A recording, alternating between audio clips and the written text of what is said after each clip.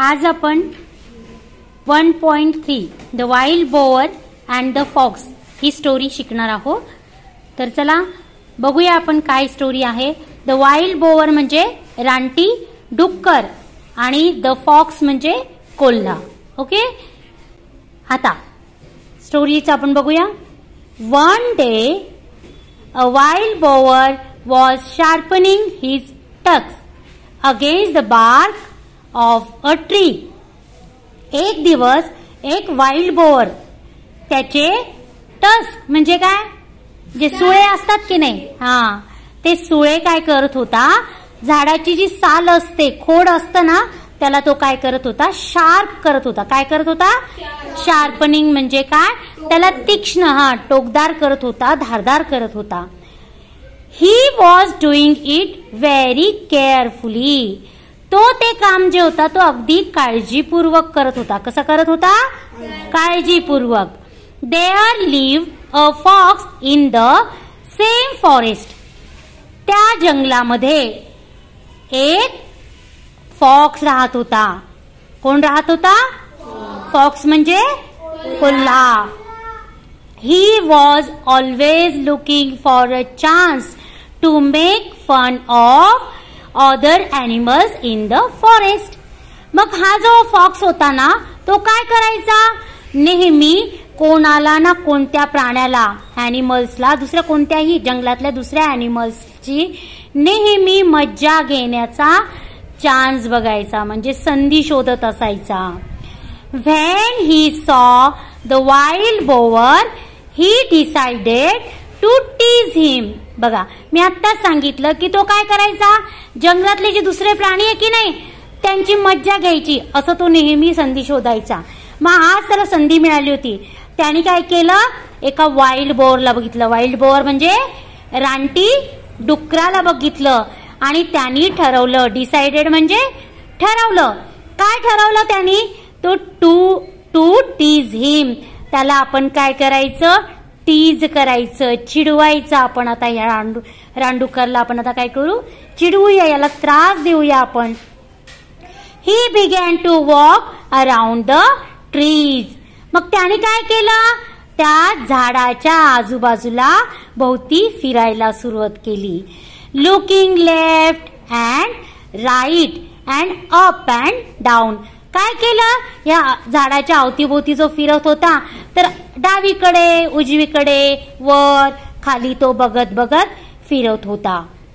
He also began to act as if he was really scared. आणि बघा, त्यांनी परत अशी ऍक्टिंग सुरू केली. काय ऍक्टिंग सुरू केली, की तो खरोखरच, रिअली म्हणजे खरोखरच स्केर्ड आहे. स्केर्ड म्हणजे घाबरलेला आहे, भयभीत झालेला आहे, असं त्यांनी चेहऱ्यावरच्या एक्सप्रेशन्स केले. But the boar did not pay any attention to हिम.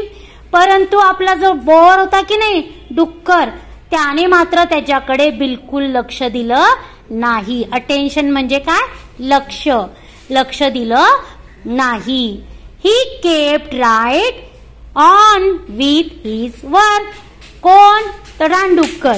रानडुकराने मात्र त्याच्याकडे लक्ष दिलं नाही आणि तो त्याचं काम करत राहिला. वर्क म्हणजे काम. आता second paragraph. At last the fox said with a grin, why are you doing that. बघा, मग शेवटी हा जो फॉक्स होता की नाही, त्याने काय केलं,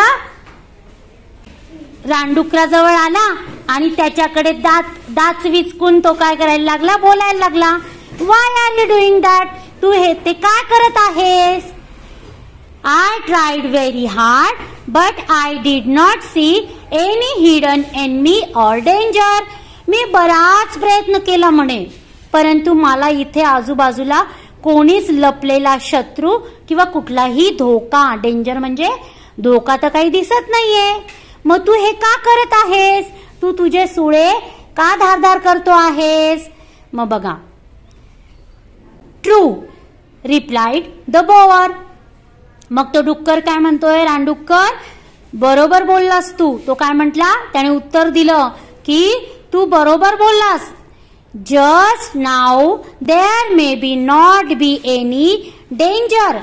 आता कदाचित कुठलंच धोका मला नाहीये, परंतु but when it really comes there won't be any time to sharpen my tusk. बघा, तो म्हणाला तू बरोबर बोललायस, आता कुठलाच धोका नाहीये, परंतु जेव्हा धोका निर्माण होईल त्या वेळेला मात्र माझ्याकडे माझे सुळे तीक्ष्ण करायला वेळ नसेल.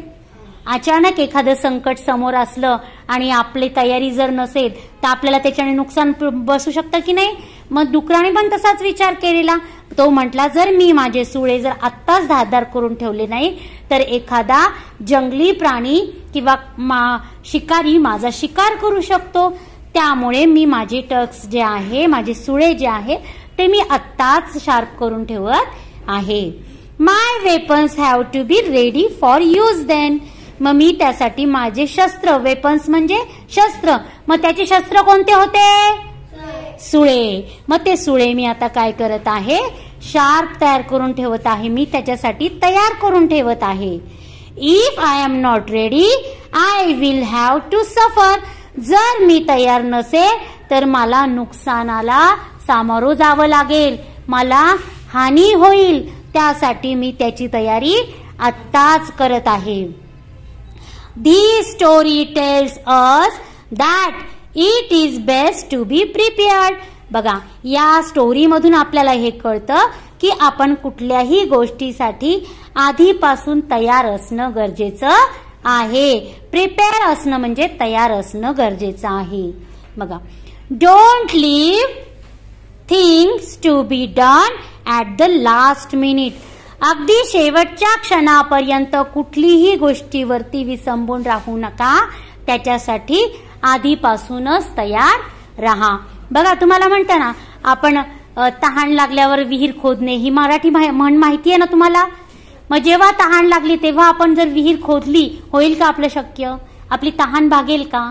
नाही. त्याच्यासाठी विहीर आधी खोदलेली पाहिजे ना, आणि मग विहीर खोदलेली असेल तर आपण लगेच जाऊन पाणी पिऊ शकतो. तर ही मराठी म्हणण्याचा अर्थ असाच आहे की ज्या वेळेला गरज आहे त्या वेळेला ती गोष्ट करत न बसण्यापेक्षा त्याच्या आधीपासून त्याची तयारी करणं गरजेचं आहे. जसं तुमची परीक्षा, स्टोरी मधून आपल्याला काय कळालं समजलं का? It is best to be prepared. Okay.